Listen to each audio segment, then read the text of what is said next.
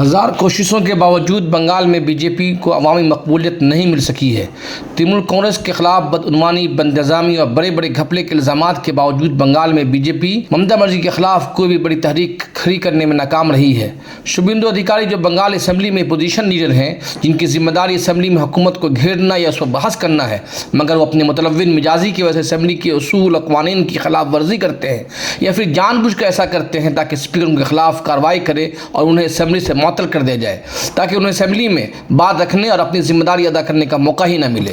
तृणमूल कांग्रेस से बीजेपी में आने वाले शुभेंदु अधिकारी वज़ीर आला बनने की ख्वाहिश में बंगाल को कम्युनलिज्म की आग में झोंकने की मुसलसल कोशिश कर रहे हैं और इसी वजह से वह ममता बनर्जी की क़यादत वाली हुकूमत की पॉलिसियों और उसके तरीक़ेकार पर सवालात खड़ा करने के बजाय मुसलसल ऐसे बयानात देते हैं ताकि बंगाल में फ़िरक़ापरस्ती पैदा हो जाए और इसकी वजह से उन्हें मकबूलियत हासिल हो। मगर शुभेंदु अधिकारी की परेशानी ये है कि वह हज़ार कोशिशों के बावजूद बंगाल में कोई बड़ा फिरका वाराना फसादात कराने में कामयाब नहीं हो रहे हैं, इसलिए वो फ्रस्ट्रेशन के शिकार हैं। मंगल को इन्होंने अवाम के वोटों से मुंतखब होने वाले मुस्लिम ईमान असम्बली के मुतालिक जो कुछ कहा वो न सिर्फ काबिल मज़म्मत है बल्कि उनका बयान मुल्क की सलामती और इत्तेहाद के लिए ख़तरा है। सवाल ये है कि क्या किसी हुकूमत को अवामी वोट से मुंतखब होने वाले असम्बली या पार्लियामेंट की रुकनीत को सिर्फ मजहब की बुनियाद पर रद्द करने का इख्तियार है? जाहिर है कि इस कानूनी हकीकत को शुभेंदु अधिकारी भी जानते हैं। इसके बावजूद उन्होंने इस तरह का मुतनाज़ बयान दिया क्योंकि वो जानते हैं कि उनकी पार्टी में इसी तरह के बयान देने वालों की पजराई मिलती है। मगर क्या सिर्फ पार्टी की सदारत या अहम ओहदा हासिल करने के लिए मुल्क की सलामती और इत्तेहाद को खतरा में डालना मुनासिब होगा? सवाल तृणमूल कांग्रेस से भी है, क्या वो बीजेपी के साथ दोस्ताना मैच खेल रही है? अगर औरंगजेब से मुताबिक बयान देने पर अबू आसिम आज़मी के खिलाफ कार्रवाई हो सकती है तो फिर शुभेंदु अधिकारी के खिलाफ क्यों नहीं? क्या सिर्फ मजम्मती करारदाद पास करना काफ़ी है?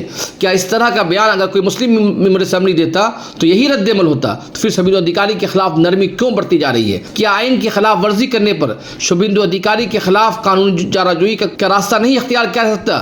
ऐसा नहीं है कि शुभेंदु अधिकारी पहली मरतबा जहर उगल रहे हैं।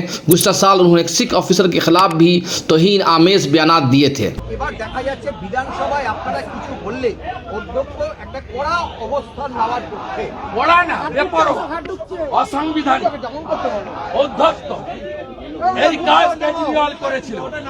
বিজেন্দ্র গুপ্তা একা বিজেপির এমএলএ ছিলেন, বাইরে ফেলেছিলেন।